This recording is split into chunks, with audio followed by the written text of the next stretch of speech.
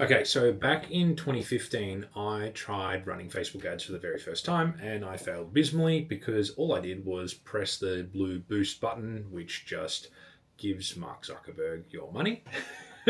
And it just pushes your media or whatever it is that you're boosting to people who follow you who haven't seen it or people who are similar to your followers. So you've got no way of targeting geographically who's there or psychographically who's seeing it, which is a really, really big problem. And you'll find out why towards the back end. Anyway, if you don't know who I am, I'm Mitch. I run two swim schools that do approximately $3 million in revenue, and I've spent over $350,000 on ads in the last 4 years. Now, when it comes to the second time that I had a crack at Facebook ads, I actually did quite a bit better job. I set up tracking, I had an offer, we had pages, we had all the basics in place, but we didn't do a good enough job. So what I learned was that tracking is everything because the ad platform, whether it's Google, Facebook, Meta, whatever else it might be, it feeds off the information it gets, and it gets more and more precise the more information it gets. So you've got to make sure that you pay someone to set it up really well. I paid someone initially to teach me how to do it. Now I sometimes teach other people how to do it as well. And yeah, that's essentially it. If you don't get the right information feeding back into it, it starts pushing your money towards the wrong sort of people and you end up wasting your money. And I don't like doing that. And I assume you probably don't like doing it either.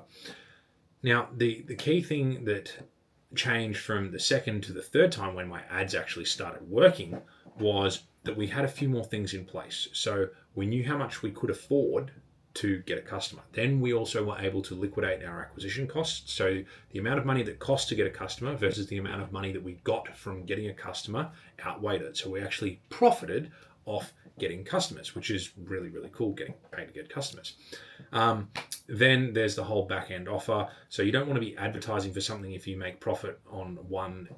I'll use an example, sorry. So you wouldn't spend $1,500 in advertising only to make $1,600 back in profit off one initial purchase. It just would seem a bit counterintuitive.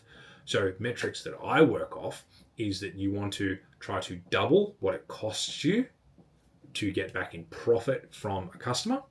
So typically it costs us about $100 to $150 to acquire a customer, and it costs us and we get about $467 when we acquire a new customer. So about $100, $150, and then we get about $467 back. Then the total value of a customer ends up being worth about $4,000, which we run at about 82% net margin. So about $3,200, $3,300 of that actually ends up being gross profit. When it comes to setting up ads and knowing whether you can set them up or not, you have to have certain things in place. So one, you've got to understand how to make ads. You've also got to understand how to make a funnel or a landing page and set all the tracking up. And then two, you've got to have your mechanisms behind. So the way that you get people to book in appointments, or if you sell them over the phone or whatever it is that you do, you've got to have all these mechanisms set up in advance before you start running ads, because otherwise you're going to get inquiries and then not have anything structured systematically do it. I actually made the mistake once with another swim school that I was help them turn on ads. They got 200 inquiries and only 3 of them ended up signing up. Terrible. So, learn from my mistakes. Now, make sure you've got the plumbing and the infrastructure in place before you turn the ads on, because otherwise you won't know what to do with them. Plumbing and infrastructure typically looks like making sure you've got a relatively good cancellation rate. So we are nearly under 5% for our cancellation rate, but quite often I've seen swim schools that can be anywhere from 15 all the way up to 20% cancellation rate on a monthly basis. Us being 5%, that means that we can grow astronomically higher. Other people that are 15 to 20% cancellation rates on every single month, terrifying. You don't know where your money's coming from, because everyone drops out really, really quickly over the space of approximately every, 5 months to 7 months, they're dropping off on average.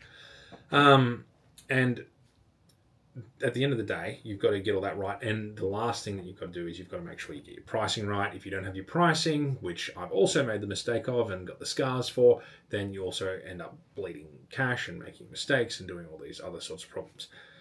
That is enough for today. If you find this information helpful, or if you would like more information, there is a school group that is in the link below if you're viewing this on YouTube.